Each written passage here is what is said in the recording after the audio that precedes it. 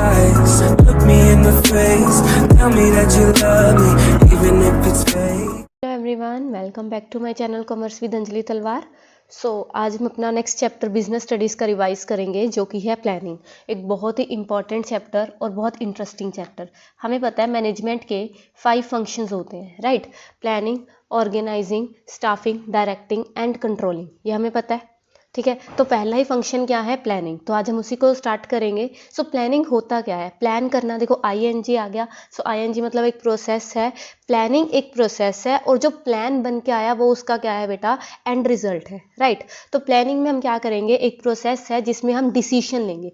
Planning में सिर्फ होता है डिसाइड करना, कोई फिजिकल एक्टिविटी नहीं होती। प्लानिंग एक इंटेलेक्चुअल एक्टिविटी, अपने माइंड से हमें डिसाइड करना है what to do, how to do, when to do, who is to do it. तो सब जब हम डिसीजन लेंगे तो उसको ही हम क्या कहते हैं कि हम क्या कर रहे हैं? प्लानिंग कर रहे हैं, ठीक है। प्लानिंग का अगर मैं मीनिंग की बात करूं, प्लानिंग क्या है? Planning is deciding in advance what to do, how to do, ठीक है। बेसिक मैनेजरियल फंक्शन है। कोई भी काम करने से पहले सबसे पहले तो उसको एक आइडिया होना चाहिए कि मुझे ये काम कैसे करना है। प्लानिंग क्लोजली कनेक्टेड है किससे? क्रिएटिविटी एंड इनोवेशन से, ठीक है। तो सबसे पहले तो मैनेजर को अपने ऑब्जेक्टिव सेट करने पड़ेंगे, फिर उसको पता लगेगा कि उसके लिए मुझे क्या करना है, ठीक है। प्लानिंग एक ब्रिज होगा बिटवीन द गैप, क्या करना है और कैसे करना है, ठीक है। Planning is what managers at all levels do. Her level के मैनेजर को जो है प्लानिंग करनी पड़ेगी, चाहे वो टॉप लेवल है, पूरे ऑर्गेनाइजेशन के लिए वो प्लान करेंगे। फिर उसके बाद जो मिडिल लेवल है वो अपने डिपार्टमेंट्स के लिए प्लान करेंगे। लोअर लेवल अपने जो वर्कर्स हैं, अपने एम्प्लॉयज़ हैं, उनके लिए प्लान करेंगे। तो हर लेवल पे उनको प्लान करना पड़ेगा। प्लानिंग है क्या है? देखो, प्लानिंग इन्वॉल्व्स ऑब्जेक्टिव को सेट करना, उसके लिए फिर ये देखना कि उस ऑब्जेक्टिव को फुलफिल करने के लिए हमारे पास कितने अल्टरनेटिव कोर्सेज ऑफ एक्शन है, ठीक है। उनको इवेल्युएट करना और बेस्ट वन को चूज करके इंप्लीमेंट करना, यही तो प्लानिंग होगा। प्लानिंग क्या है? एक मेंटल इंटेलेक्चुअल एक्टिविटी है जिसमें हम फ्यूचर कोर्स से रिलेटेड एक्टिविटीज को डिसाइड करते हैं, जस्ट, ठीक है। तो ये क्या है? प्लानिंग। अब प्लानिंग की इंपॉर्टेंस क्या है? कहता प्लानिंग बहुत इंपॉर्टेंट है। ऑब्वियस सी बात है, आप कोई भी काम कर रहे हो तो प्लानिंग से करना ज़्यादा जरूरी है। तभी मैनेजमेंट का फर्स्ट फंक्शन ही प्लानिंग है ना। तो क्यों? फर्स्ट पॉइंट है प्लानिंग प्रोवाइड्स डायरेक्शन। प्लानिंग से हमें ये पता लगता है कि हमें किस डायरेक्शन में मूव करना है, ठीक है। एक्शन के बारे में पता लगता है हमें। जब हमने ऑलरेडी प्लान किया हुआ है तो फिर उसका टाइम वेस्ट करने की जरूरत नहीं, हमें उसी तरीके से वर्क करना है। इजी। तो प्लानिंग से सॉरी डायरेक्शंस प्रोवाइड होती हैं, ठीक है। प्लानिंग से अनसर्टेनिटी का जो रिस्क है वो कम होता है। देखो, यहाँ पे हम ये नहीं लिख सकते खत्म होता है, वैनिश नहीं लिख सकते, रिड्यूस जरूर होता है। प्लानिंग से हम क्या करते हैं कि आगे आने वाले जितने भी रिस्क हैं उसको कवर करने की कोशिश करते हैं, राइट। देखो, रिस्क फिर भी रहता है, चाहे आप जितना मर्जी प्लान करो, अनसर्टेनिटीज रहती हैं, कुछ भी हो सकता है किसी भी टाइम पे। लेकिन अगर हम प्लान करके चलते हैं कि अगर कल को इस टाइप से हो गया, एक्सपेक्ट करके चल रहे हैं, तो हम इस टाइप में इस तरह का प्लान जो है यूज कर सकते हैं। प्लानिंग एक ऐसी एक्टिविटी है जो एक मैनेजर को इनेबल करती है कि वो चेंजेस को अहेड मतलब देख सके, एंटिसिपेट कर सके और उसके बारे में एडवांस में ही सोच सके कैसे मुझे मतलब उस एक्टिविटी पे परफॉर्म करना है, ठीक है। तो वो बताती है कि कैसे डील करना है चेंजेस एंड अनसर्टेन इवेंट्स के साथ, ठीक है। फिर क्या आएगा? फिर आएगा हमारा planning reduces overlapping and wasteful activities. तो अगर मैं प्लान करके चल रही हूँ तो मुझे पता है कि एक्टिविटी को मैंने एक बार ही प्लान किया कि ये ग्रुप इस एक्टिविटी को करेगा। अगर प्लानिंग नहीं है तो रिसोर्स भी वेस्ट होंगे, क्योंकि हम hit and trial method use कर रहे हैं। हिट एंड ट्रायल का मतलब क्या होता है? करके देख लिया, हो गया, ठीक है, नहीं दोबारा करो, फिर नहीं हुआ फिर दोबारा करो, मतलब कोशिश करते रहना वाला, ठीक है। तो हिट एंड ट्रायल करने की जरूरत नहीं है। अगर प्लानिंग कर ली तो रिसोर्सेज भी कम वेस्ट होंगे, स्मूथली काम भी हो जाएगा बिना इंटरप्शंस के, और ओवरलैपिंग दोबारा काम भी करना नहीं पड़ेगा। Easy, right. फिर आता है यही है प्लानिंग फैसिलिटेट्स डिसीजन मेकिंग। तो मैंने आपको सबसे पहला पॉइंट बताया कि प्लानिंग करते ही क्या है? प्लानिंग में हम सिर्फ एक डिसीजंस लेते हैं, तो इससे हम डिसाइड करते हैं। देखो, planning helps the managers to look into the future and make a choice from amongst various alternative course of action। Manager उनको इवेल्युएट करेगा, बेस्ट वन को चूज करेगा, राइट। वही चीज में आ गई, ठीक है। तो वो चीज आ गई। And next one is planning establishes relationship for controlling standards for controlling sorry. देखो, कंट्रोलिंग में क्या होता है? स्टैंडर्ड के साथ हमें एक्चुअल वर्क को डिसाइड करना है। अभी तक आपको ये तो पता ही होगा क्योंकि हम रिवीजन कर रहे हैं, तो सिलेबस तो आपका डन होगा, है ना। तो स्टैंडर्ड के साथ हमें एक्चुअल वर्क को क्या करना है हमें कंपेयर करना है। फॉर एग्जाम्पल, हमने स्टैंडर्ड बनाए, ऑब्जेक्टिव बनाया कि 100 यूनिट्स हमें एक दिन में बनाने हैं, एक्चुअल हम बना रहे हैं 80 यूनिट, 20 कम है, डेरिवेशन आ गया, क्यों आ गया, और इसको कंट्रोल करना ही तो कंट्रोलिंग है। तो अगर ये 100 यूनिट का ऑब्जेक्टिव ही नहीं डिसाइड किया तो ये पूरी कंट्रोलिंग की प्रोसेस कैसे हो जाएगी? इसीलिए प्लानिंग ही क्या करता है? प्लानिंग स्टैंडर्ड्स देता है किसके लिए? कंट्रोलिंग के लिए, जो कि पहला ही स्टेप है किसका, कंट्रोलिंग का भी। समझ आया। एक और बात सुनो, यहाँ पे मुझे क्वेश्चन याद आ गया। अगर आपसे पूछ ले सबसे क्लोज फंक्शंस कौन से हैं, हमें पता है 5 फंक्शन है, planning, organising, staffing, directing, controlling. सबसे क्लोज कौन से हैं, प्लानिंग एंड कंट्रोलिंग। ये ध्यान रखना, ये मत कहना मैम ये तो फर्स्ट एंड लास्ट है। कंट्रोलिंग अगर सही नहीं हुई तो दोबारा से प्लानिंग पर आ जाएंगे। तो प्लानिंग एंड कंट्रोलिंग आपस में सबसे ज्यादा रिलेटेड है, राइट। फिर आ जाएगा प्लानिंग से इनोवेटिव आइडियाज भी आते हैं, क्योंकि प्लानिंग करते टाइम हम ग्रुप ऑफ पर्सन्स ज्वाइन करते हैं, ठीक है। मैनेजमेंट का एक फर्स्ट फंक्शन है, तो वो सब अपने अपने अकॉर्डिंग अपने अपने जो है डिसीजंस देते हैं, क्रिएटिविटी से अपने अपने आइडियाज़ देते हैं और बेस्ट वन को हम चूज़ करते हैं, राइट। वो चीज़ आ जाएगी, तो ईजी था। समझ आया, ईजी था।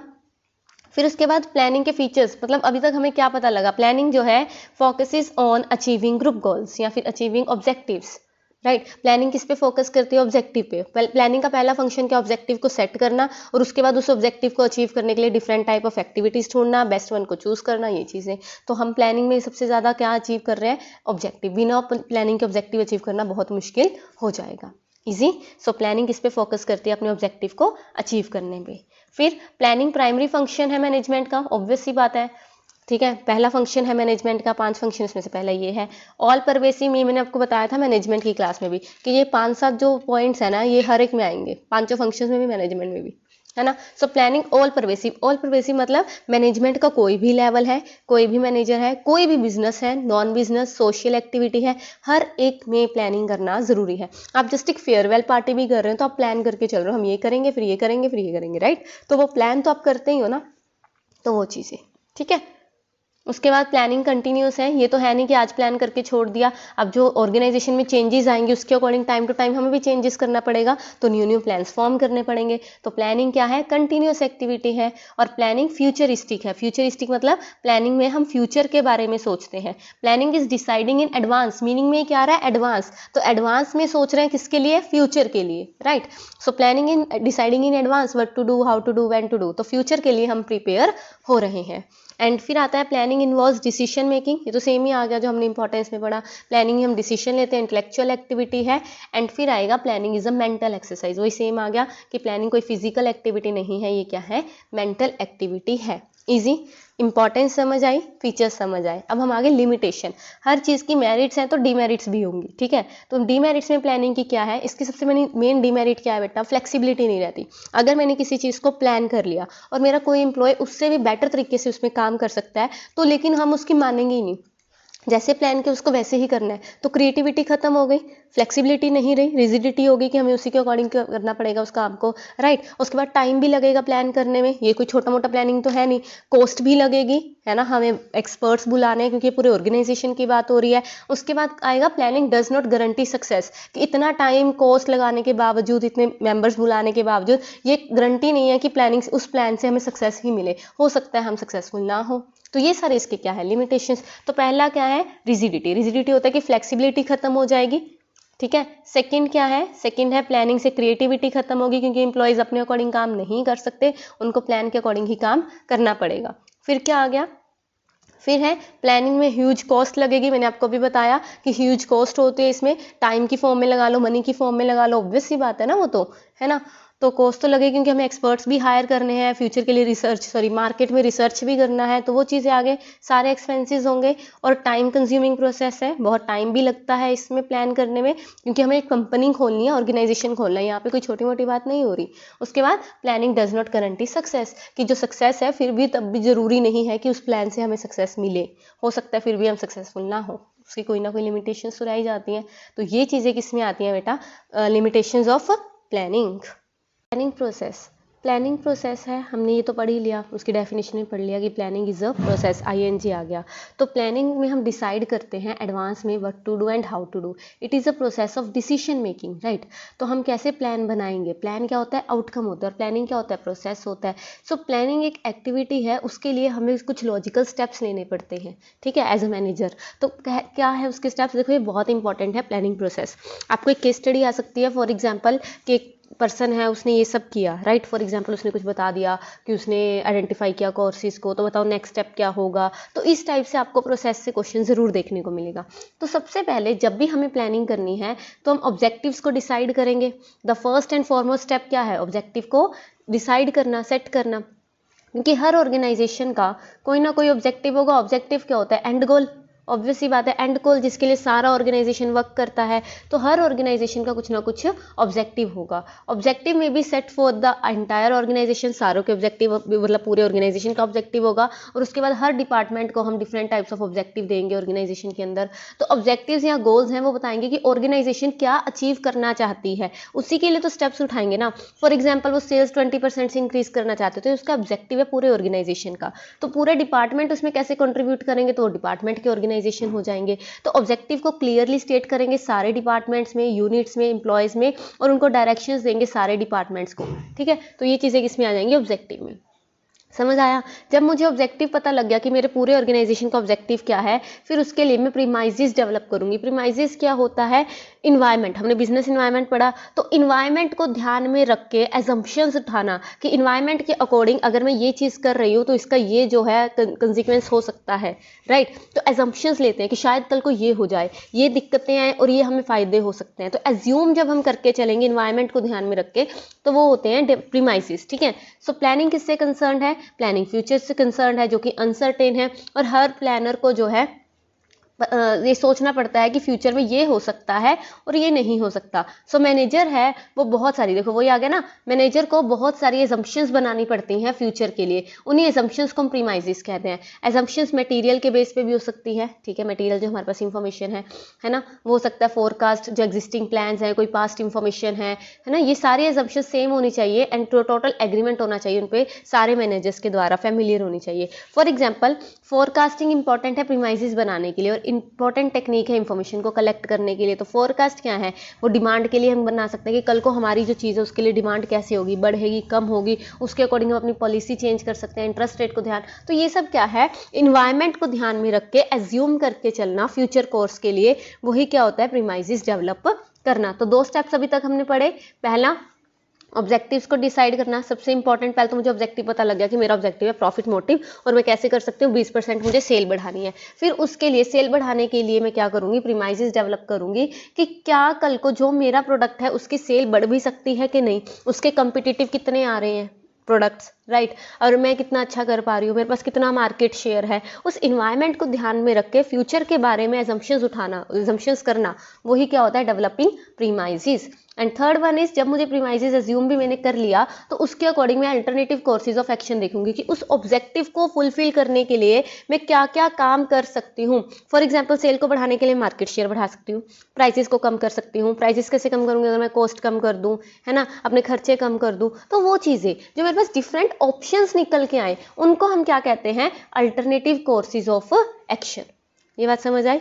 हमने क्या किया? सबसे पहले ऑब्जेक्टिव डिसाइड किया, उसके बाद इन्वायरमेंट को ध्यान में रख के एज्यूम किया प्रीमाइजेस, उसके बाद हमने अल्टरनेटिव कोर्सेज ऑफ एक्शन क्या किए? आइडेंटिफाई किए कि इस ऑब्जेक्टिव को फुलफिल करने के लिए अकॉर्डिंग टू द प्रीमाइजेस मेरे पास क्या क्या ऑप्शन है। अब इन ऑप्शंस को मैं इवेल्युएट करूंगी। इवेल्युएट मतलब अगर मेरे पास इस काम को करने के 5 से 6 तरीके हैं तो उनकी मैं पॉजिटिव और नेगेटिव सारी चीज़ें देखूंगी कि नहीं देखूंगी? पॉजिटिव और नेगेटिव, राइट, कि अगर मैं ये वाला स्टेप इन्वॉल्व मतलब अपनाती हूँ तो ये पॉजिटिव हो सकता है और ये नेगेटिव। तो जिसके पॉजिटिव ज़्यादा पॉइंट और नेगेटिव कम है उसको मैं सेलेक्ट कर लूंगी कि नहीं कर लूंगी?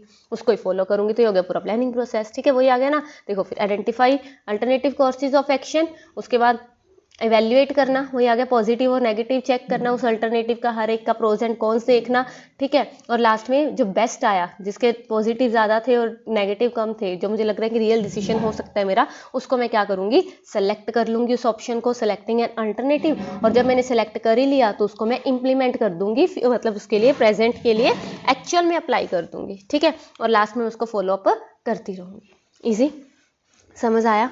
ठीक है, फिर आता है, ये था आपका प्लानिंग प्रोसेस। देखो इंपॉर्टेंट है और बहुत इजी है। ऑब्जेक्टिव डिसाइड किया, 20% सेल बढ़ानी है, उसके लिए मैंने प्रीमाइजेस डेवलप किया, एज्यूम किया कि कल को मेरी सेल बढ़ भी सकती है कि नहीं, कंपटीटर क्या है, ये क्या है, वो क्या है। ठीक है, उसके बाद मैंने उसके लिए alternative courses of action identify किए, मेरे पास ऑप्शंस क्या है, कैसे मैं सेल बढ़ा सकती हूँ। 4th नंबर पर मैंने उनको इवेल्युएट किया, इवेल्युएट करके बेस्ट वन को सेलेक्ट किया, फिर उसको इम्प्लीमेंट करके फॉलोअप कर लिया। ईजी? समझ आया? और नेक्स्ट जो इंपॉर्टेंट टॉपिक आता है वो है टाइप्स ऑफ प्लान्स। प्लान्स कितने टाइप के होते हैं? देखो नॉर्मली हम 2 टाइप्स के प्लान पढ़ते हैं, single use and standing plans, लेकिन फिर भी कुछ प्लान्स ऐसे होते हैं वो neither single use nor standing में आते हैं। क्यों?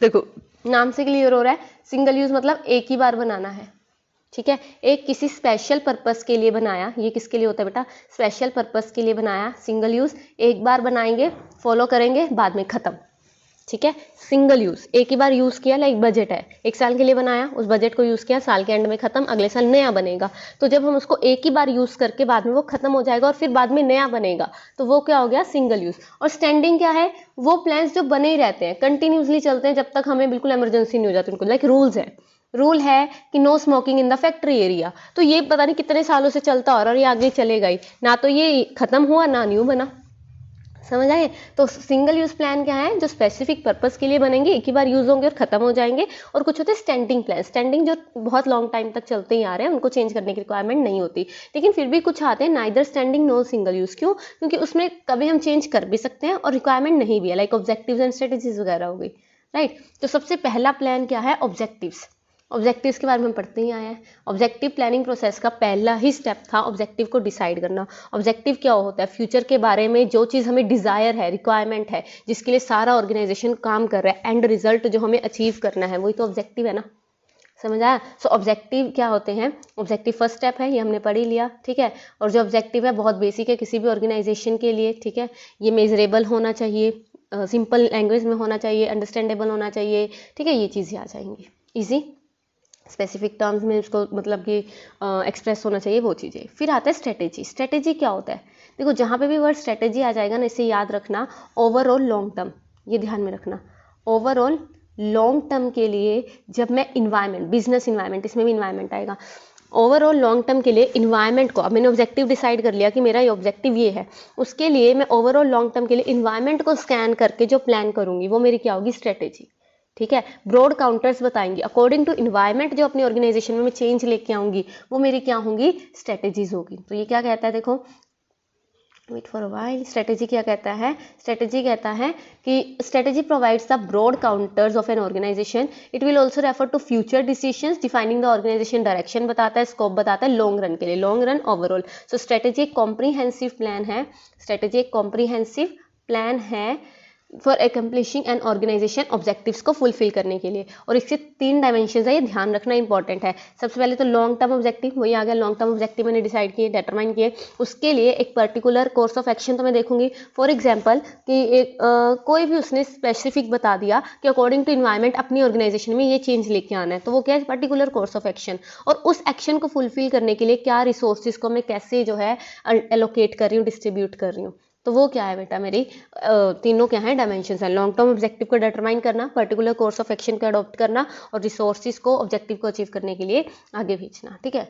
समझ आया, इजी हो जाएगा।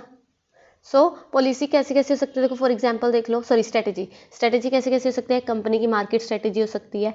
फॉर एग्जांपल कस्टमर्स कौन होंगे, क्या उनकी डिमांड होगी, कितनी डिमांड होगी, कौन सा चैनल ऑफ डिस्ट्रीब्यूशन यूज़ करना है, प्राइसिंग पॉलिसी क्या होगी, एडवर्टाइजमेंट कैसे करनी है। तो ये जब बिजनेस इन्वायरमेंट को ध्यान में रख के हम अपने ऑर्गेनाइजेशन में कोई स्टेप उठाते हैं, जब भी क्वेश्चन आए ना, आपको केस स्टडी आएगी, तो ये ध्यान में रखना क्या बिजनेस इन्वायरमेंट से रिलेटेड है। अगर तो बिजनेस इन्वायरमेंट से रिलेटेड है और हम कुछ उसके अकॉर्डिंग चेंज कर रहे हैं तो वो स्ट्रेटेजी है। लेकिन अगर बिजनेस इन्वायरमेंट की कोई बात नहीं, वैसे ही हम कुछ चेंज करें, वो पॉलिसी होगी, ये ध्यान में रखना, ठीक है। सो पॉलिसीज, नेक्स्ट वही आ गया पॉलिसीज। पहले हमने ऑब्जेक्टिव पढ़ा, ऑब्जेक्टिव के अंदर स्ट्रेटेजी, स्ट्रेटेजी को फुलफिल करने के लिए हम डिफरेंट टाइप ऑफ पॉलिसी बनाएंगे। पॉलिसी कुछ नहीं है, हम अपने इंप्लॉयज़ को एक गाइड कर देते हैं कि आपको ये करना है और ये नहीं करना, बात खत्म। लाइक फॉर एग्जाम्पल हमने बता दिया कि आपको सिर्फ क्रेडिट सेल्स नहीं करनी, सिर्फ कैश सेल्स करनी है, तो वो एक पॉलिसी होगी उस ऑर्गेनाइजेशन की, ठीक है। उन्होंने गाइड कर दिया अपने इंप्लॉयज़ को कि आपको सिर्फ कैश सेल्स करनी है, क्रेडिट सेल नहीं करनी, तो ये क्या गाइडलाइंस है। देखो पॉलिसीज आर जनरल स्टेटमेंट्स जो गाइड करेंगी थिंकिंग और एनर्जीज को चैनलाइज करेंगी towards a particular direction. Policy एक बेस बनाती है कि स्ट्रेटेजी को हम कैसे इंप्लीमेंट कर सकते हैं, ठीक है, वो चीज़ आ जाएगी, ईजी ना, ठीक है। सो ये गाइड करेंगी मैनेजरल एक्शन को। फॉर एग्जांपल कंपनी की कोई रिक्रूटमेंट पॉलिसी होगी कि मुझे रिक्रूट कैसे करना है, देखो इंटरनली आ गया ना। प्राइसिंग पॉलिसी जो से ऑब्जेक्टिव सेट हो सके, वो क्या है, ठीक है, वो चीज़ आ जाए। इजी प्रॉब्लम्स है, इश्यूज सॉल्व करना ईजी हो जाता है अगर हमारे पास पॉलिसीज़ हैं तो। पॉलिसीज़ जो है ऑल लेवल्स एंड डिपार्टमेंट्स की बन सकती है ऑर्गेनाइजेशन में, मेजर कंपनी में माइनर पॉलिसीज़ भी होती हैं, ठीक है, सब हो सकता है। मेजर कंपनी पॉलिसी में ज़्यादा जैसे कस्टमर क्लाइंट कंपटीटर से रिलेटेड आ जाएगा, जबकि माइनर पॉलिसी जो है इंसाइडर के लिए वो हो जाएंगी। तो ये चीज़ें आ गया, ठीक है। सो ब्रॉड पैरामीटर्स है जिसके अंदर जो है मैनेजर जो है फंक्शन करता है, काम करता है, मतलब गाइड कर दिया उसको कि आप इसी के अंदर क्या करेंगे, अपना काम करेंगे। लाइक अगर हमने इंप्लॉयज़ को कह दिया कि आप कैश सेल्स ही करोगे, क्रेडिट की आपकी अथॉरिटी नहीं है, तो वो क्या हो गई, पॉलिसी। ईजी, ठीक है। नेक्स्ट आ गया हमारे पास प्रोसीजर। ये तो इजी है। प्रोसीजर होता है स्टेप बाय स्टेप किसी भी चीज़ को। अब जब मैंने पॉलिसी को अपनाना है तो उसमें मुझे स्टेप बाय, अब फॉर एग्जांपल पॉलिसी थी मेरे पास कि आप क्रेडिट सेल करोगे और कर सकते हो, ठीक है। अब क्रेडिट सेल कर सकते हैं, तो क्रेडिट सेल के बाद जब वो पैसे नहीं आ रहे तो उस पैसे को निकलवाने का भी तो कोई तरीका होगा। तो उसके लिए उन्होंने कहा पहले रिटर्न नोटिस भेजो भाई, फिर एक कॉल करो, फिर भी नहीं आ रहे, फिर पर्सनली जाके भी लो, फिर भी नहीं आ रहे, और ये करो वो करो, है ना।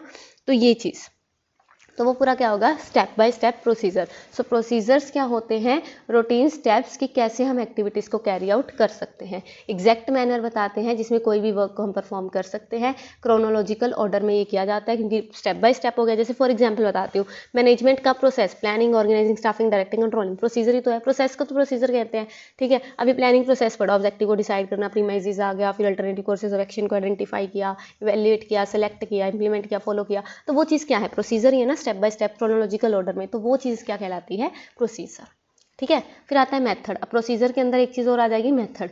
प्रोसीजर में एक स्टेप है कि इस काम को करना है, तो उस काम को करने के भी तो 5 तरीके हैं, तो बेस्ट मेथड कौन सा है ना। सो मेथड क्या है, प्रिस्क्राइब्ड वे बताते हैं हमें, तरीका बताते हैं कि एक काम को कैसे करना है, ठीक है। So methods provide the prescribed ways और manners in which a task has to be performed, objective को ध्यान में रखते हुए, ठीक है। तो अगर एक टास्क के एक ही स्टेप है तो उस प्रोसीजर का, तो वो बताता है कि स्टेप को परफॉर्म भी कैसे करना है। अगर हम अच्छे से मेथड को यूज़ करेंगे तो ऑब्वियस सी बात है, हमारा टाइम भी सेव होगा, मनी भी सेव होगी, एफर्ट भी सेव होंगे और एफिशिएंसी भी इंक्रीज होगी, ठीक है। तो इम्पार्टिंग ट्रेनिंग्स देना, तो ये चीज़ें क्या आ जाएंगी, मेथड में आ जाएंगी। इजी, किस तरीके से हमें ट्रेन करना है, कौन सा मेथड किस काम के लिए अपनाना है। फिर आ गया रूल। रूल क्या होता है, रूल तो आपको पता है ईजी है। देखो अभी तक जो हमने पढ़े ये सारे कौन से थे, स्टैंडिंग प्लान्स, यहाँ तक स्टैंडिंग। जो हम अब पढ़ेंगे, रूल, प्रोग्राम और बजट, ये तीनों क्या है, सिंगल यूज, जो स्पेसिफिक सिचुएशन में बनेंगे, ये ध्यान में रखना, ठीक है। तो रूल क्या है, रूल है what to do and what not to do in a situations, right. तो अगर हम इसको तोड़ेंगे तो इसकी क्या मिलेगी, पनिशमेंट मिलेगी। तो वही तो रूल होते हैं। रूल एक स्पेसिफिक स्टेटमेंट बताती हैं जो हमें इन्फॉर्म करेंगी कि क्या करना है, हमें किसी भी फ्लेक्सिबिलिटी के लिए अलाउ नहीं करती, क्योंकि इसे पता है मैनेजरियल डिसीजन है कि ये एक्शन होना ही चाहिए, ये एक्शन नहीं होना चाहिए।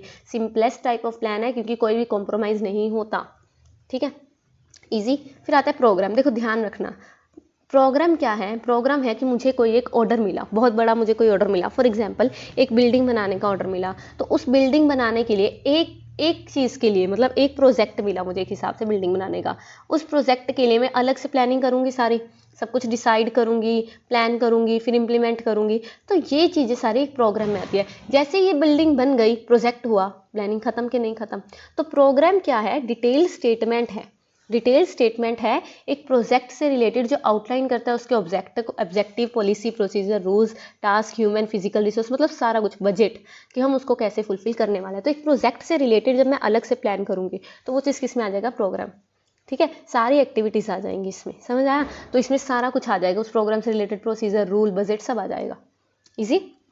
फिर आता है बजट। बजट तो इजी है। बजट क्या होता है, बजट एक न्यूमेरिकल प्लानिंग होती है। जब हम क्वांटिटेटिव टर्म्स में प्लान करते हैं कि आने वाले टाइम पे हमारा इतनी इनकम होगी और इतना खर्चा होगा, तो वो क्या हो गया, बजट। बजट अगर मैं डिपार्टमेंट का बना रही हूँ तो वो डिपार्टमेंटल बजट होते हैं, डिपार्टमेंटल बजट। और अगर सारे डिपार्टमेंट का इकट्ठा करके पूरे ऑर्गेनाइजेशन का बजट बना रही हूँ तो उसको हम कहते हैं मास्टर बजट, ठीक है। सो बजट एक स्टेटमेंट है जो हमें बताता है कि आने वाले टाइम पर मैं इतनी एक्सपेक्ट कर रहा हूँ अपने रिजल्ट्स को, ठीक है, न्यूमेरिकल टर्म्स में, जो क्वान्टिफाई करता है फैक्ट्स एंड फिगर्स को, ठीक है। ये चीज़ आ जाएगी, इजी हो जाएगा। चलो जी, चैप्टर तो हो गया ख़त्म, राइट। इसके कर लेते हैं एनसीईआरटी क्वेश्चंस। चलिए एनसीईआरटी क्वेश्चंस करते हैं। सबसे पहले how does planning provide direction, ये तो एक फीचर ही था, प्लानिंग प्रोवाइड डायरेक्शन, उसी को आपको जो है करना है, एक्सप्लेन कर लूँगी, ईजी है ना। नेक्स्ट क्वेश्चन है, company wants to increase its market share from the present 10% to 25% to have a dominant position in the market by end of the next financial year. Miss Rajni the sales manager को कहा गया कि एक proposal बनाओ जो options बताएंगी इस objective को फुलफिल करने के लिए। तो उसकी रिपोर्ट ने बताया कि हमारे पास ये ऑप्शंस हैं, न्यू मार्केट में एंटर करना, प्रोडक्ट रेंज को बढ़ाना, कस्टमर से सेल प्रमोशन टेक्निक्स को ज़्यादा यूज़ करना, डिस्काउंट दे के, बजट एडवर्टाइजिंग के लिए बढ़ाना। तो ये प्लानिंग वही आ गया ना, देखो सेम प्लानिंग का कौन सा प्रोसेस है जो परफॉर्म किया मिस रजनी ने, तो बताओ कौन सा प्रोसेस है। उसने अल्टरनेटिव कोर्सेज ऑफ एक्शन को भी आइडेंटिफाई किया है, उसने जस्ट बताया कि इस तरीके से हम क्या कर सकते हैं, काम कर सकते हैं। तो कौन सा स्टेप है, identifying alternative courses of action. और कई बार क्या होता है इसके साथ साथ ये ए पॉइंट डाल देगा, बी पॉइंट डाल के कहेगा नीचे आगे की प्रोसेस जी एक्सप्लेन कीजिए। तो आइडेंटिफाइंग अल्टरनेटिव कोर्सेज के बाद वाले आप एक प्रोसेस फॉलो कर दोगे, ईजी ना, ठीक है। अच्छा, रूल्स को प्लान क्यों कहा जाता है, क्योंकि ये भी तो एक डिसीजन होते हैं और प्लान्स भी डिसीजंस होते हैं, राइट। इसमें भी हम बताते हैं कि क्या करना है और क्या नहीं करना सिचुएशन में, ठीक है।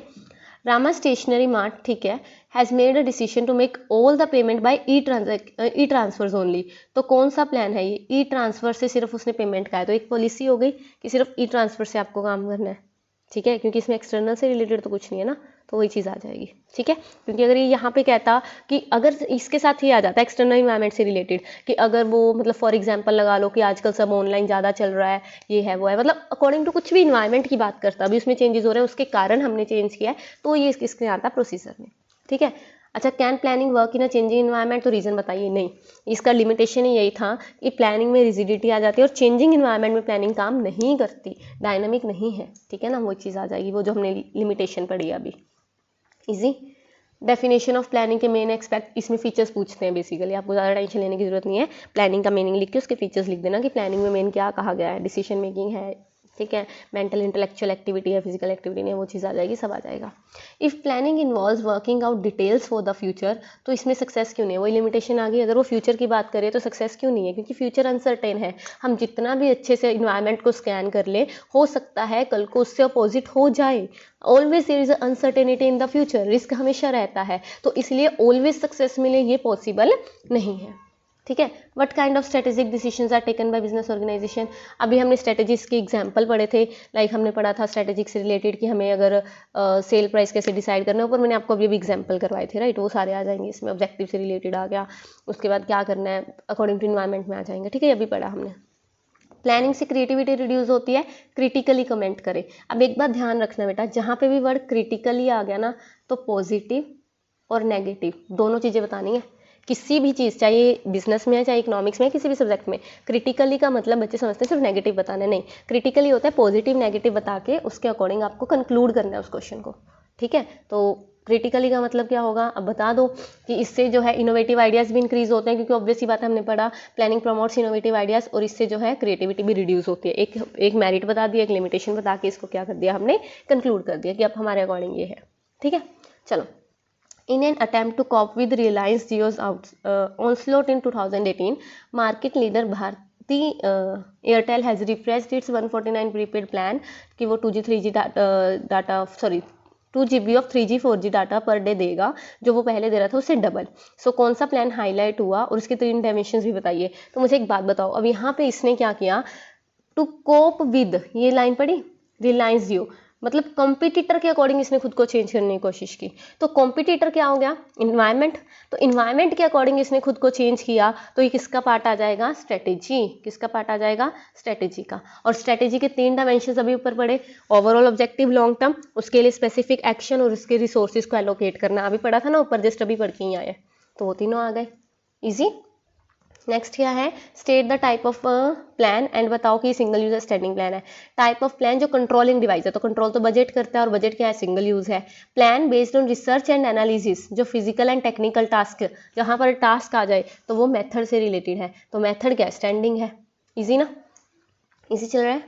चलिए लॉन्ग आंसर टाइप पढ़ लेते हैं अब इसके। Why is that organization are not always able to accomplish all their objective? तो यहाँ पे आपको बेसिकली लिमिटेशंस पूछी हैं प्लानिंग की कि हमेशा ऑब्जेक्टिव फुलफिल क्यों नहीं होते, because there is always uncertainty, ठीक है, तो वो चीज़ आ जाएगी। But are the steps taken by management in planning process, देखो सीधा सीधा क्वेश्चन आ रहा है प्लानिंग प्रोसेस का, वही 5-6 स्टेप जो हम पढ़ के आए इजी से। क्या था प्लानिंग प्रोसेस, ऑब्जेक्टिव डिसाइड करना, प्रीमिसेस को, उसके बाद अल्टरनेटिव कोर्सेज एक्शन को आइडेंटिफाई करना, फिर उसको एवेल्युएट करना, इंप्लीमेंट करना बेस्ट वन को, उसको फिर इंप्लीमेंट करना और फॉलोअप करना, सेलेक्ट करना, वो चीज़ें ईजी है, हो जाएगा ये तो। And last question for today, N auto company C Limited is facing a problem of declining market share due to increased competition from the other new and existing players in the market. इसके जो competitor introducing lower price model, for mass consumers who are price sensitive. Sea Limited realized that it needs to take steps immediately to improve its market standing in future. For quality conscious consumer उन्होंने plan किया कि new models बनाएंगे added features के साथ, technology advancement के साथ. Company ने एक टीम बनाई with representative from all the levels of management जो ब्रेनस्टॉर्म करेगी. ब्रेनस्टॉर्म होता है एक मीटिंग टाइप करना जिसमें सब जो है एक दूसरे मतलब फटाफट आइडियाज़ देंगे कि आइडियाज़ देंगे इस सिचुएशन से हम कैसे डील कर सकते हैं. वो मीटिंग होती है एक हिसाब से, उसको कहते हैं ब्रेनस्टॉर्म करना. ठीक है. And will determine the steps that will be adopted by the organization for implementing the above strategy. Feature बताइए कौन कौन से हाईलाइट हुए.